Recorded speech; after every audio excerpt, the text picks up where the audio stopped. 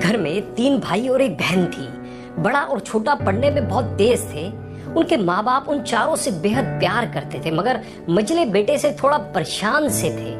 बड़ा बेटा पढ़ लिख कर डॉक्टर बन गया, छोटा भी पढ़ लिख कर इंजीनियर बन गया, मगर मझला बिल्कुल आवारा और गंवार बन के ही रह गया। सबकी शादी हो गई। बहन और मझले को छोड़ दोनों भाइयों ने लव मैरिज की थी। बहन की शादी भी अच्छे घराने में हुई थी। आखिर भाई सब डॉक्टर इंजीनियर जो थे, अब मझले को कोई लड़की नहीं मिल रही थी। बाप भी परेशान, माँ भी परेशान। बहन जब भी मायके से आती तो सबसे पहले अपने छोटे भाई और बड़े भैया से मिलती, मगर मझले से कम ही मिला करती थी, क्योंकि वह ना तो कुछ दे सकता था और ना ही वह जल्दी घर पे मिलता था। वैसे ही वह दिहाड़ी मजदूरी करता था, पढ़ नहीं सका था ना, इसलिए नौकरी कौन देता। मझले की शादी किए बिना बाप गुजर गए। मारे सोचा कहीं अब बंटवारे की बात ना निकले, इसलिए अपने ही गांव से एक सीधी सादी लड़की से मझले की शादी करवा दी। शादी होते ही ना जाने क्या हुआ कि मझला बड़े लगन से काम करने लगा। दोस्तों ने कहा, ए चंदू आज अड्डे पे आना। चंदू, आज नहीं फिर कभी दोस्त।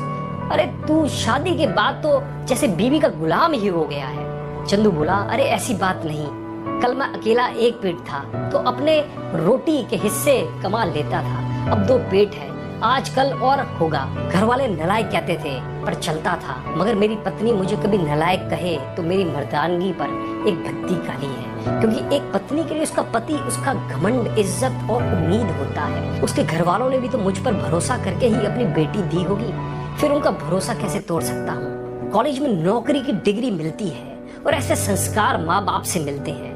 इधर घर पे बड़ा और छोटा भाई और उनकी पत्नियां मिलकर आपस में फैसला करते हैं कि जायदाद का बंटवारा हो जाए, क्योंकि हम दोनों लाखों कमाते हैं मगर मझला ना के बराबर कमाता है। ऐसा नहीं होगा। माँ के लाख मना करने पर भी बंटवारे की तारीख तय होती है। बहन भी आ जाती है, मगर चंदू है कि काम पे निकलने के लिए बाहर आता है। उसके दोनों भाई उसको पकड़कर भीतर लाकर बोलते हैं कि आज तो रुक जा, बंटवारा कर ही लेते हैं। वकील कहता है ऐसा नहीं होता, साइन करना पड़ता है। फिर चंदू अपने भाइयों से बोलता है, तुम लोग बंटवारा करो, मेरे हिस्से में जो हो दे देना, मैं शाम को आकर अपना बड़ा सा अंगूठा चिपका दूंगा पेपर पर।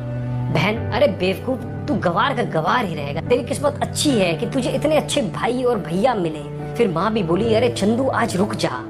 बंटवारे में कुल 10 बीघा जमीन में दोनों भाई 5-5 रख लेते हैं और चंदू को पुश्तैनी घर छोड़ देते हैं। फिर चंदू चिल्लाता है, अरे फिर हमारी छुटकी का हिस्सा कौन सा है। दोनों भाई हंसकर बोलते हैं, अरे मूर्ख, बंटवारा भाइयों में होता है और बहनों के हिस्से में सिर्फ उसका मायका ही है।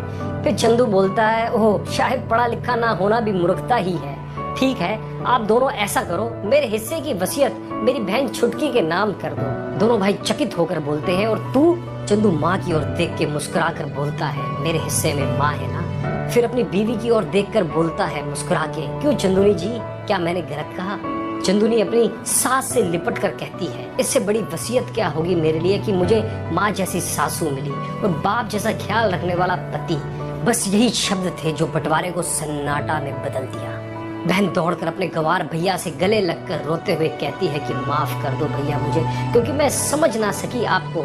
चंदू अपनी बहन को बोलता है, इस घर में तेरा भी उतना ही अधिकार है जितना हम सबका। माँ का चुनाव इसलिए किया ताकि तुम सब हमेशा मुझे याद आओ, क्योंकि ये सब वही कोख है जहाँ हमने साथ 9 महीने गुजारे। माँ के साथ तुम्हारी यादों को भी मैं रख रहा हूँ। दोनों भाई दौड़कर मझले से गले मिलकर रोते रोते कहते हैं, आज तो तू सचमुच का बाबा लग रहा है। सबकी पलकों पे पानी ही पानी, सब एक साथ फिर से रहने लगते हैं। दोस्तों, जब लोग अनपढ़ थे तो परिवार एक हुआ करते थे। मैंने टूटे परिवारों में अक्सर पढ़े लिखे लोग ही देखे हैं। दोस्तों, हमारे वीडियो से हमेशा जुड़े रहने के लिए आज ही चैनल को सब्सक्राइब करें और हाँ, बेल आइकन को दबाना बिल्कुल भी ना भूलें, जिससे आपको हमारे वीडियो की नोटिफिकेशन हमेशा टाइम पे मिलती रहे। दोस्तों, अगर इस वीडियो ने आपके दिल को छुआ हो तो इसे लाइक और शेयर जरूर करें और हमें इस वीडियो के प्रति आपके बहुमूल्य विचार कमेंट करके जरूर बताएं। धन्यवाद।